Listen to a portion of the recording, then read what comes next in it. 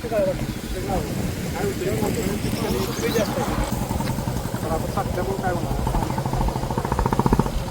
वर पाणी काय लागणार त्याच्यामुळे वाढ काय थांबणार त्यासाठी तपासून म्हणून नाही आपण कुंडीवर टाकून आणि हीट जनरेट झालं पाहिजे. म्हणजे पहिल्यांदा 4 ट्रॉल्या टाकलं होतं काय एकरी? शेणखत आपण 5 ट्रॉले वापरले आणि कोंबडी खताचं व्यवस्थापन आपण फक्त 2 टन वापरले. हां, बाकी रासायनिक खत नाही? रासायनिक खतात 7 टप्पे केले, थोडे थोडे थोडे थोडे जसं वय होईल का नाही त्याच्या पद्धतीने दिलेलं आहे. असं खूप सुंदर. आपण वैभव गुरव यांच्या या नवीन यावर्षी लागण केलेल्या प्लॉट समोर आलेलो आहे. 1 एकराचा हा प्लॉट खूप सुंदर दिसतोय. खरोखर जाणकारांनी येऊन बघायला काय हरकत नाही. त्याचा फोटो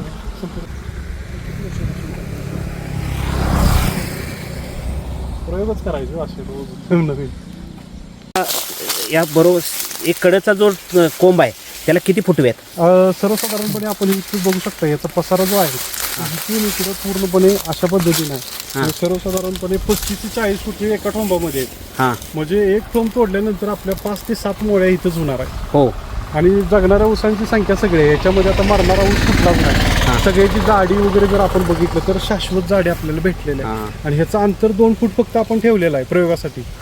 बाकीच्या ते 1.5 फूट ठेवले आणि याचं 2 फूट ठेवलंय, म्हणजे एक अर्ध्या फुटानं आपण वाढवलंय. मग ह्याचा फायदा काय झाला, इकडे याला मोकळीक भेटल्या त्याच्यामुळे इकडून जास्त पद्धतीने कोंब आले. म्हणजे सूर्यप्रकाश अंतर मोकळं 40 अंतर जास्तच पाहिजे. 40 ह्याच्यात ऊस आहेत. ह्याचं सगळं टोटल वजन किती होईल? 40 ऊसा सर्वसाधारणपणे आपण 3 किलो धरलं तर 3 चोक 12 आत्ताच्या हिशोबाने जरी धरलं आपण, म्हणजे सर्वसाधारण धरू तर 120 किलो एका ठोंबातून आपल्याला ऊसाचं वजन मिळेल. आणि अशा किती सर आहेत? असे आपल्या सर्वसाधारण 20 आहेत. 20 आहेत. पण त्याच्यातला आपण जर विचार केला तर हा साईडचा नुसता ऊस आपला टनभर निघणार. 25 आपलं सर्वसाधारण 25 ते 20 रुपये पकडा. हो.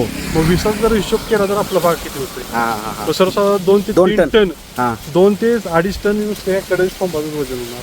म्हणजे उत्पन्न वाढण्यासाठी खूप कल्पकता आहे आणि उत्पन्न वाढण्यासाठी काय करणं गरजेचं आहे याचा विचार करून वैभवरावांनी हा विचार केलेला आहे. तर आपण या ठोंबाचं निश्चितपणे निरीक्षण करूया.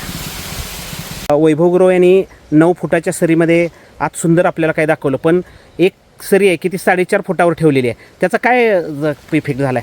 त्याचा इफेक्ट असं झालाय की फुटवेची संख्या ह्याला चांगल्या पद्धतीने डेव्हलप झाली नाही. दुसरी गोष्ट काय, ह्याच्यामुळं आतला जो ऊस आहे त्याच्यामध्ये संख्या व्यवस्थापन झालं नाही आपलं.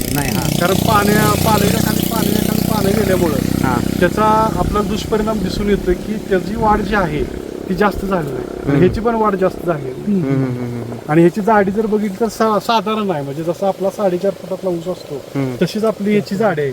4.5 फुट सरी दोन्ही सऱ्यांना मार बसला अंतर कमी ठेवल्यामुळे.